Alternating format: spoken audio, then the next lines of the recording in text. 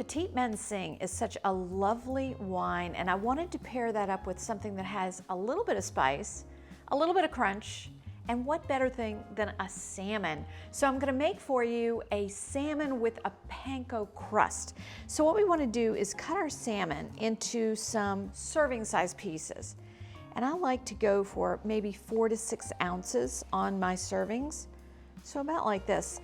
Now as you cut through that salmon, feel for bones and make sure that if there are bones in it that you take that out. Okay, so I want to just take maybe 4 servings, and I want to tuck that little tail right under so it doesn't burn and get overdone. Let's just tuck it under. 1, 2, 3, 4. Okay. This is such an easy recipe, and salmon only takes just a few short minutes to bake or grill. So you can have this ready for dinner in 20 minutes easily. All you have to worry about while you're baking are your side dishes. So in my bowl, I've got some panko crumbs, about a cup and a quarter. And I want to add to that some garlic powder, and use powder, not salt.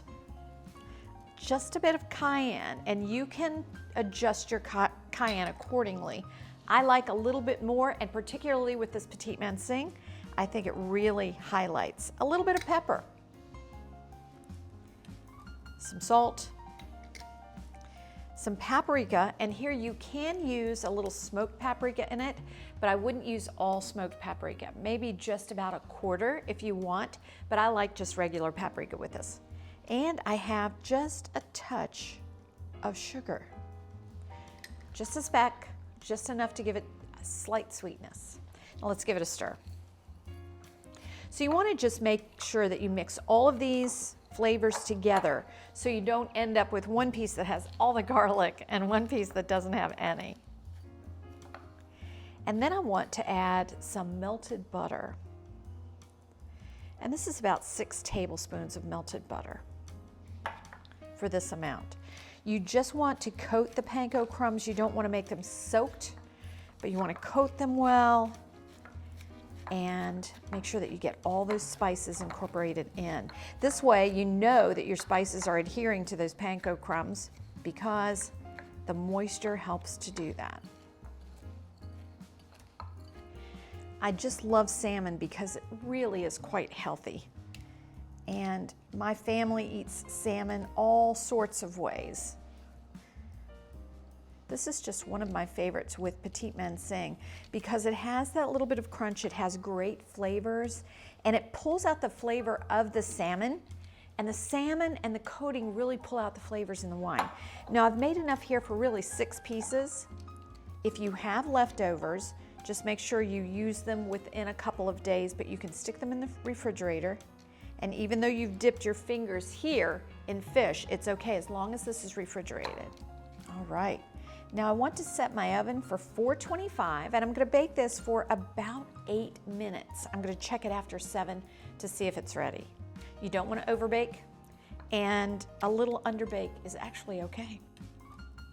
This looks absolutely amazing. I love the way that salmon just turns that gorgeous orangey pink. It's just such a pretty color.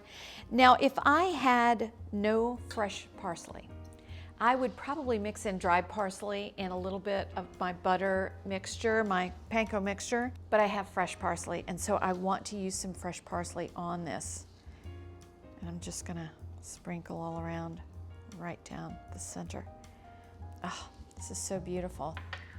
Now let's try it with that Petit Manseng. So the Petit Manseng is from the southwest part of France.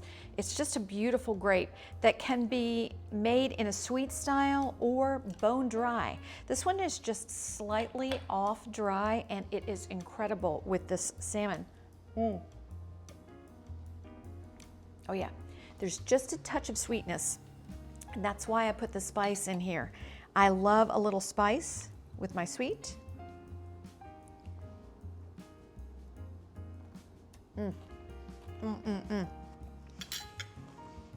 So good.